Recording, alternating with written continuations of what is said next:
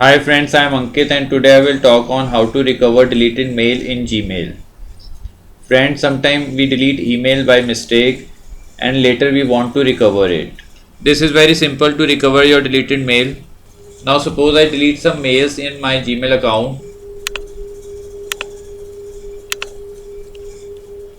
Now I will delete 3 mails from my inbox. Now after some time, if I realize that I have deleted some mails by mistake and I want to recover that deleted mails, I just need to click on this more and scroll it little down.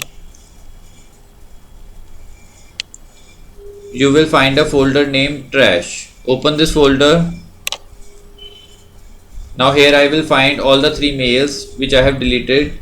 Now these deleted mails will be available for me up to 30 days. Now if I want to recover this Google Mail, then I need to select this mail and click on this move to icon and here select inbox.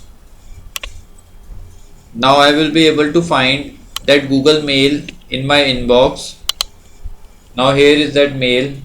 So friends, like this you can very easily recover your mails up to 30 days. I hope you find this video useful. If you like the video, then press on like button and don't forget to subscribe our channel and press on bell icon to receive email notifications free of cost.